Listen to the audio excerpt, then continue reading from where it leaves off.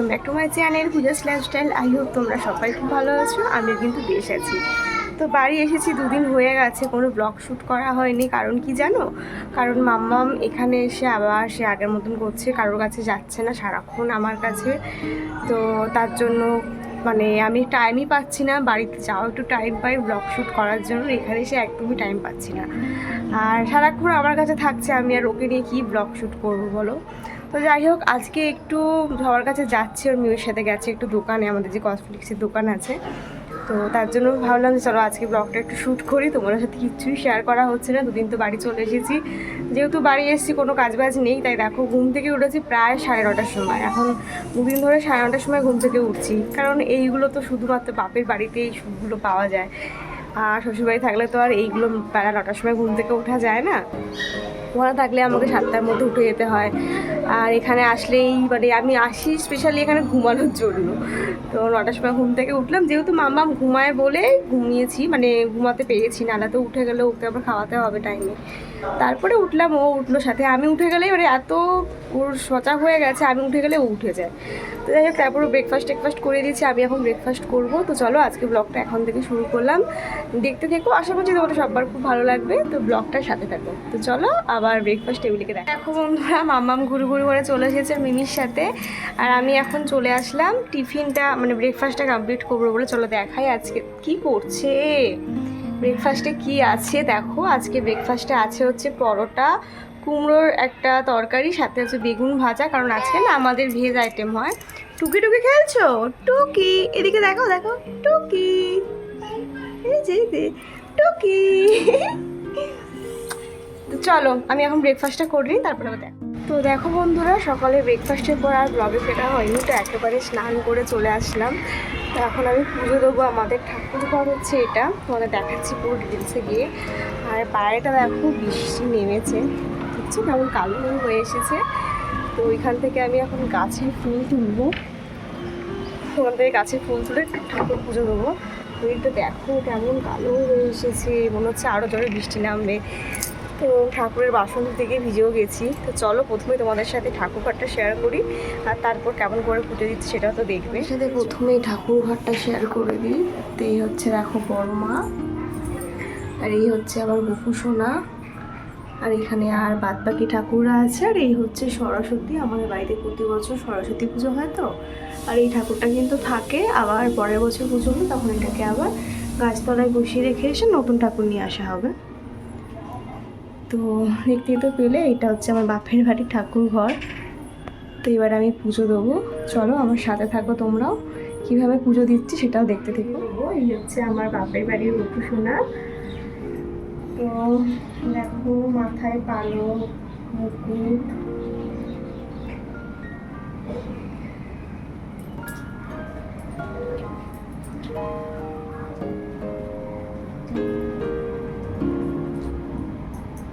চলো গপুকে বসিয়ে দাও। এবার গপুকে ফুল দিয়ে সাজিয়ে দিচ্ছি।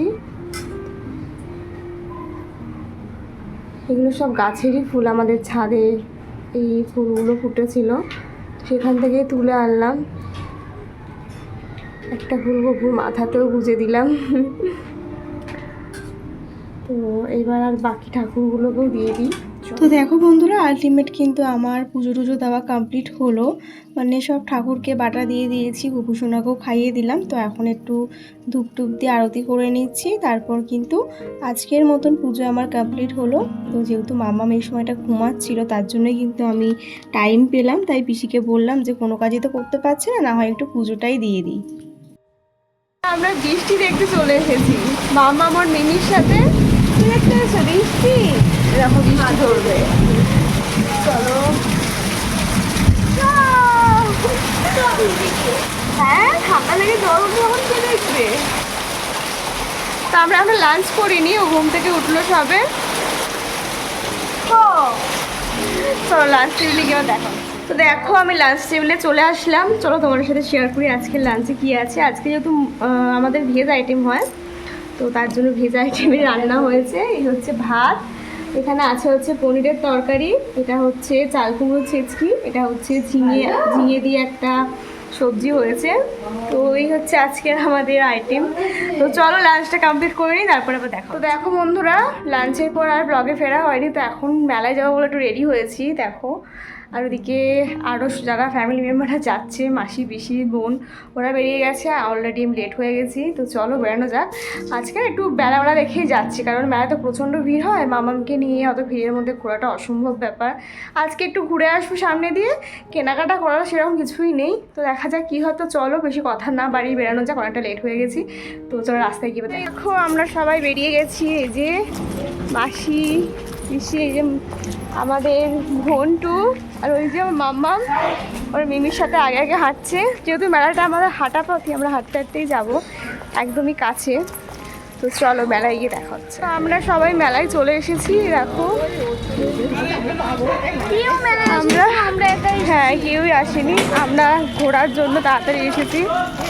এখন সব দোলনাগুলো খুলছে। এখন কেন খুলবে, এখন তো উঠছে। চলো যাই।